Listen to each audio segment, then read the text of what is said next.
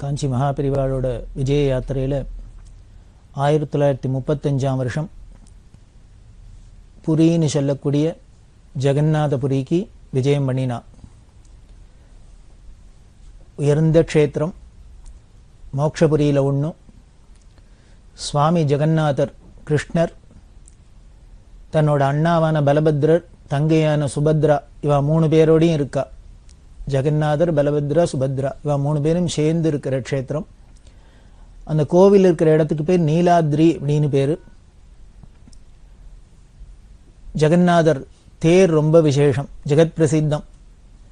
பூரி ஜெகநாதர் தேர், ஜெகநாதர் தேர் அப்படின்னு ரதோத்சவம் அங்கே ரொம்ப விசேஷமானது. இந்த ஜெகநாதபுரிக்குன்னே சில விசேஷ சிறப்பான விஷயங்கள்லாம் உண்டு.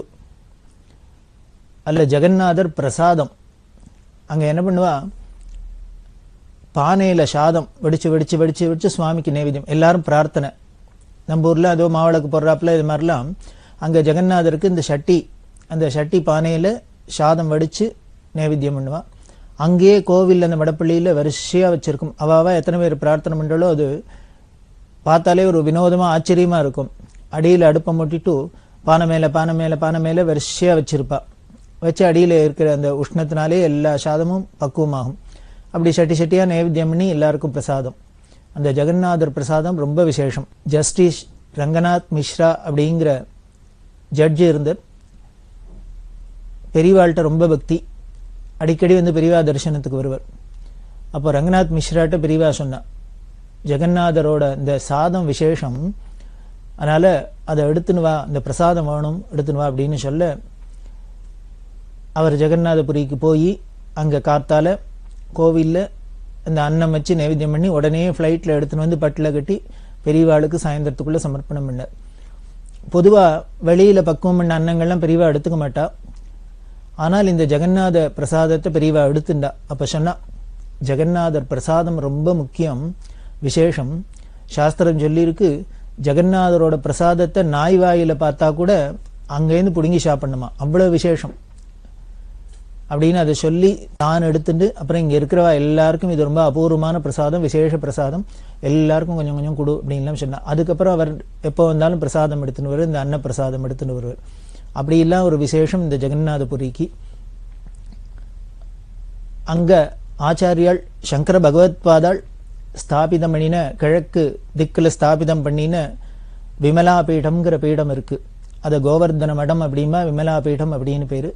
முன்னமே பார்த்தோம், சார்தாம் அப்படின்னு சொல்லக்கூடிய பாரத தேசத்தோட 4 எல்லையிலையும் 4 பீடங்களை ஆச்சாரியால் ஸ்தாபிதம் பண்ணினா, அதில் வடக்க பத்ரியில் ஜோதிர் பீடம், ஜோஷி மட்டம் அப்படின்னு சொல்கிறோம்.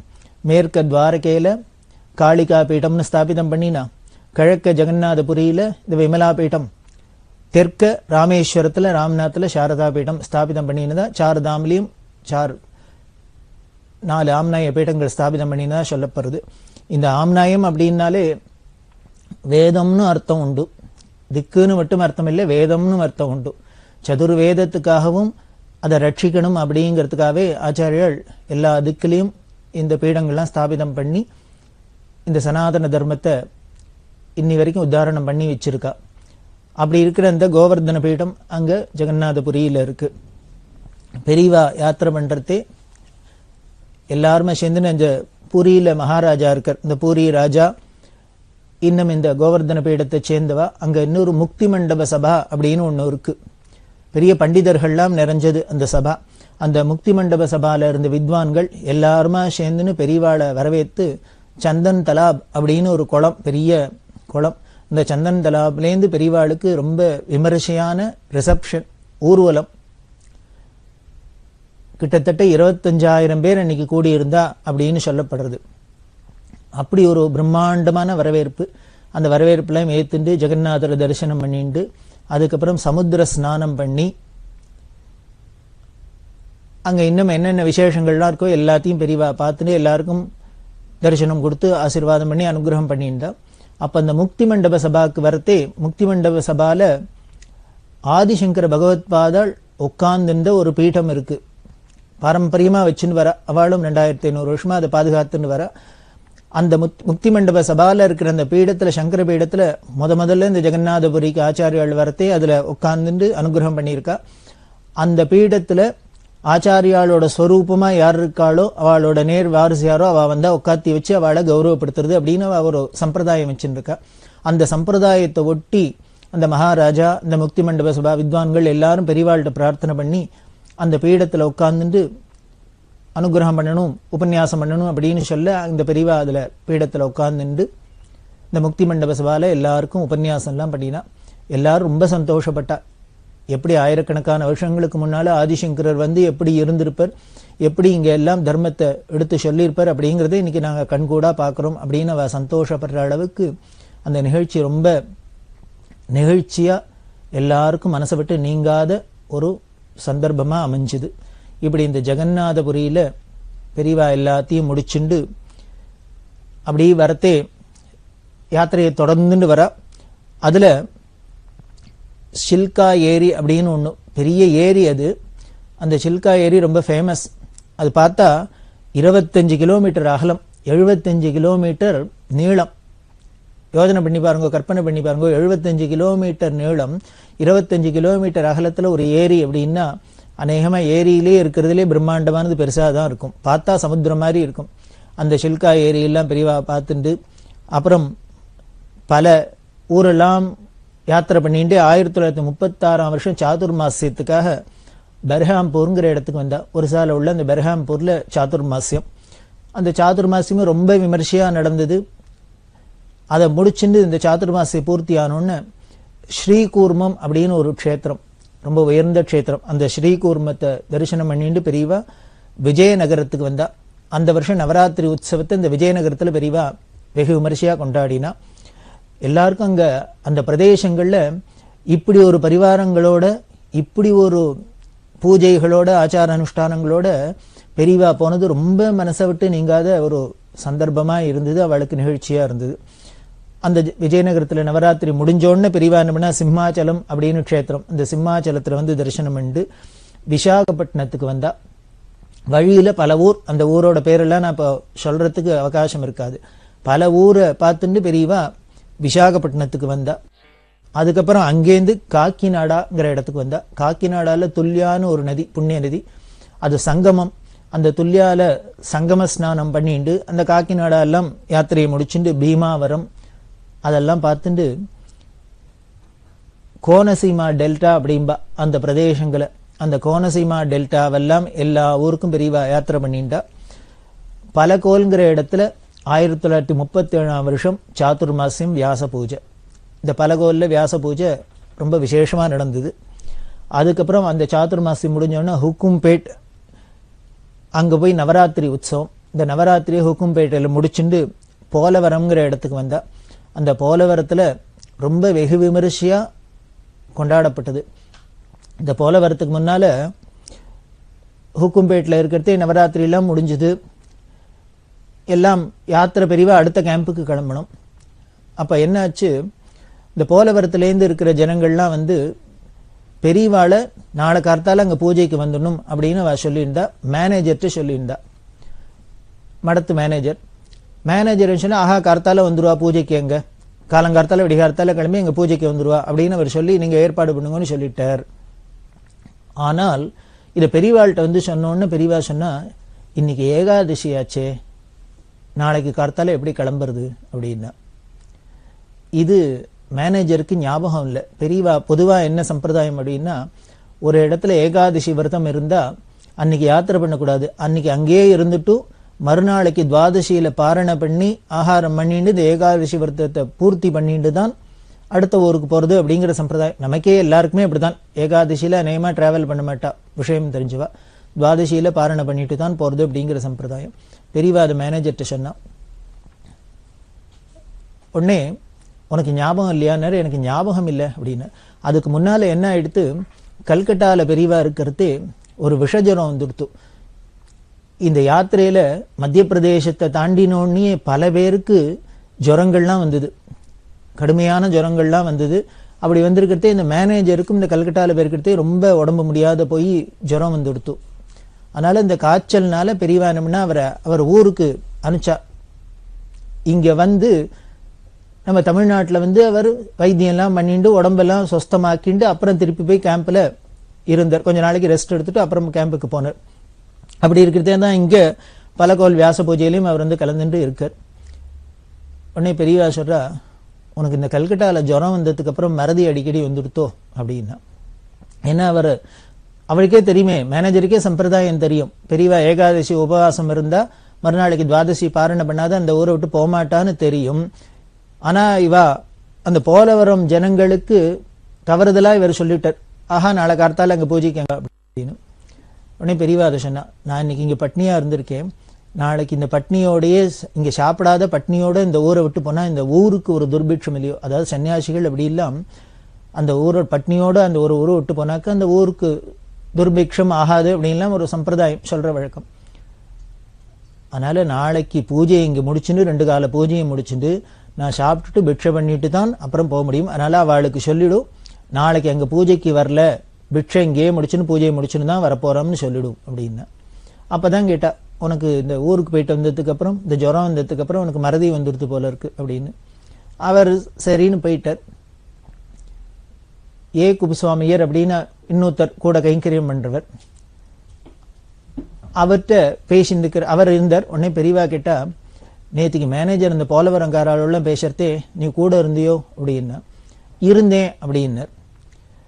உனக்கு தெரியாதோ, ஏகாதசிக்கு நான் ஒரு இடத்துல உபவாசம் இருந்தா துவாதசி பாரணை பண்ணிட்டு தான் போவேன்னு உனக்கு தெரியுமோ இல்லையோ அப்படின்னார். தெரியும் அப்படின்னார். அப்போ உனக்கு தெரியும்னா நீ சொல்லியிருக்கலாமே, மேனேஜர் அவள்கிட்ட சொல்றதே இல்ல பெரியவா நாளைக்கு வரமாட்டாளே மாமா, இங்கேருந்து கிளம்ப மாட்டான், நீ சொல்லியிருக்கலாமே, ஞாபகப்படுத்திருக்கலாமே அப்படின்னு பெரியவா அவர்கிட்ட கேட்டா.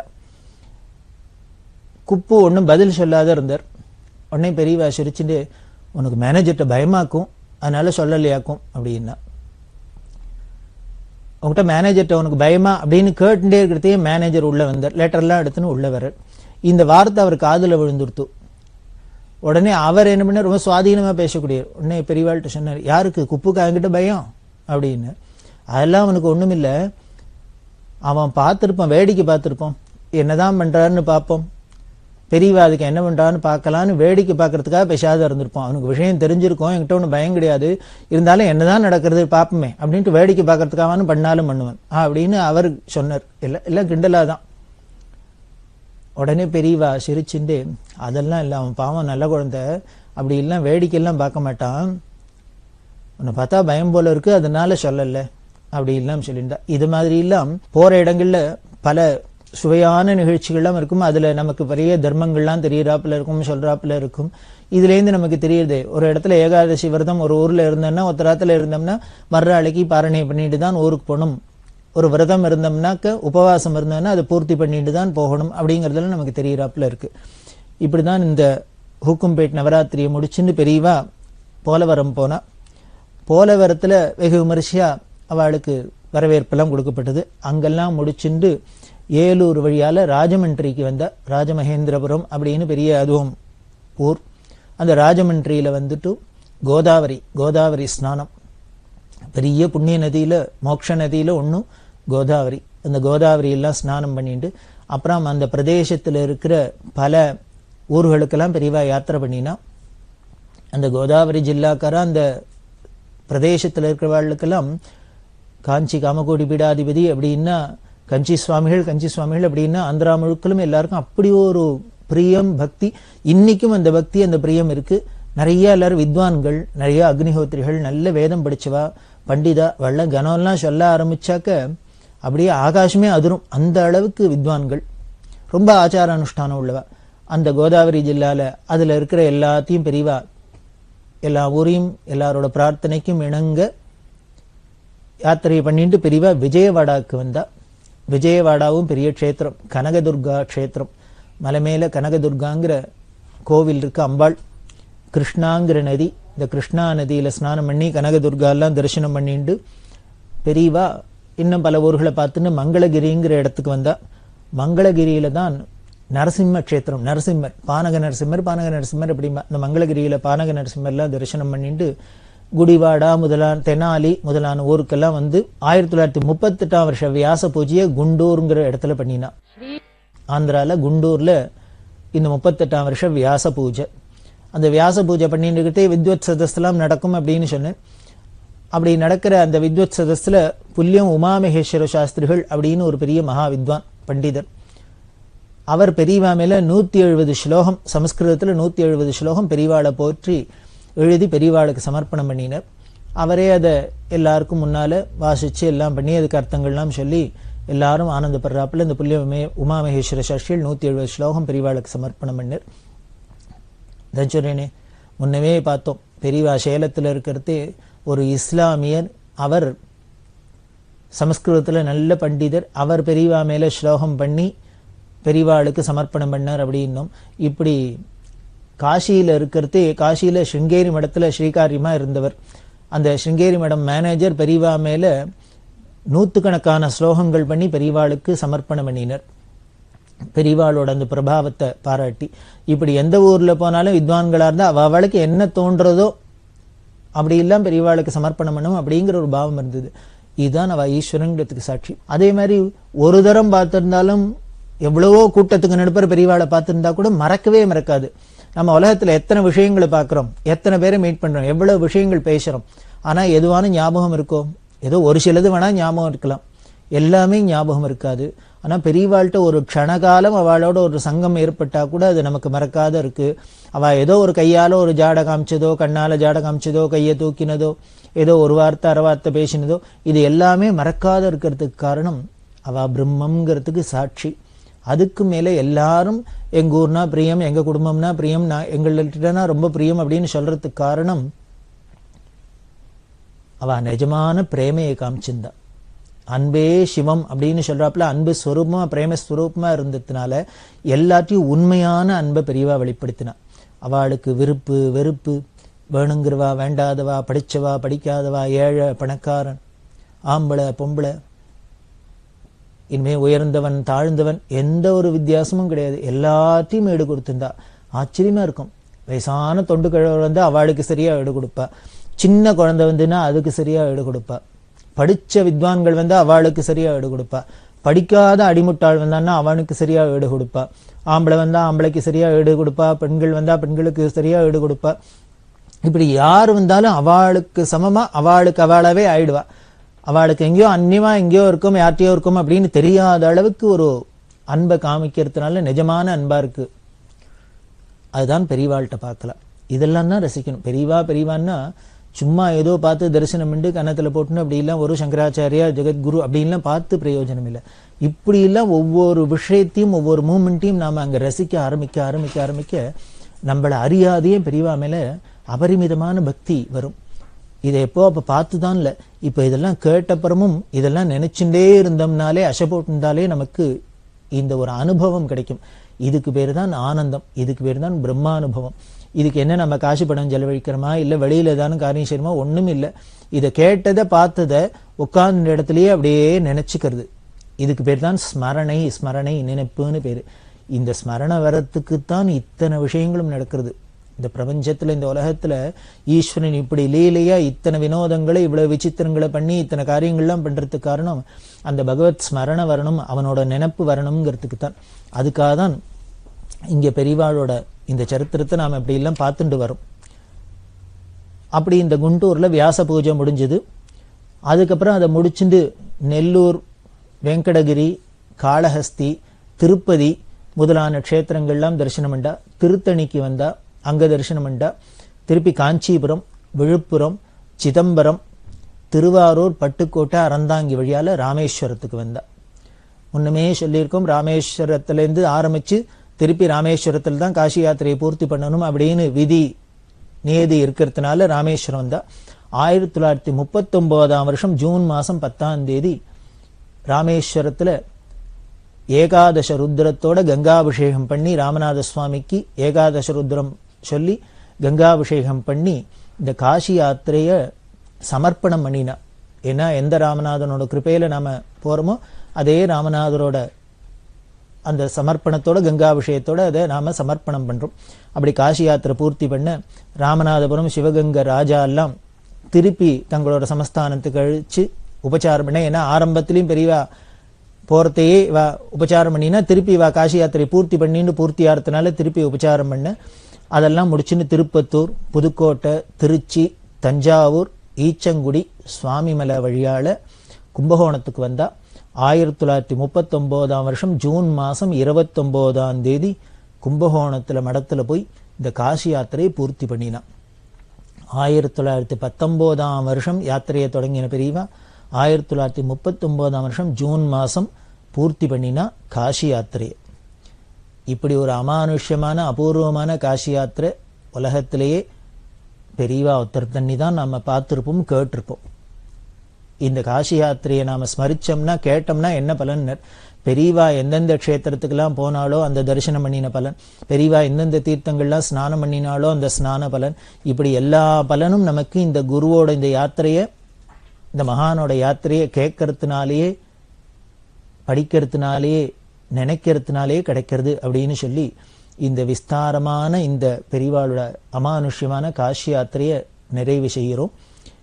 அப்படி தமிழ்நாட்டுக்குள்ள வரத்தே தான் அன்னதான சிவன்கிறவர் திருபுவனம்ங்கிற இடத்துல சிவலோக பிராப்தி அடைஞ்ச. அப்போ பெரியவா அன்னதான சிவனை பத்தி முன்னாலேயே சொல்லியிருக்கோம். பெரிய அன்னதானம் பண்ணியே மகா உத்தமர், பெரிய புண்ணியத்தை சம்பாதிச்சார். அப்போ பெரியவா சொன்னா, இவர் பெரிய வேத சாஸ்திரம் படிச்சு இன்னுமே இந்த ஜபதபம்லாம் பண்ணி இதெல்லாம் பண்ணி சாதனை பண்ணலைன்னா கூட எல்லாருக்கும் சாதம் பட்டே அவர் மோட்சத்துக்கு போயிட்டார் அப்படின்னு சொன்னார். பெரியவாவாக்கு அவர் மோட்சத்துக்கு போயிட்டார் அப்படின்னு. அப்படி அன்னதான சிவன் காலமான அதுக்காக பெரியவா என்ன பண்ணினா மடத்துல அன்னதானம் எல்லாம் பண்ண சொல்லி மோட்ச தீபம் எல்லாம் ஏற்ற சொல்லி பெரியவா அந்த அன்னதான சிவனோட மோட்சத்துக்கு அனுகிரகம் பண்ணினா. இப்படி இருந்த பெரியவா கல்லூர்ங்கிற இடத்துல 6 மாசம் காஷ்ட மௌனத்துல இருந்தா.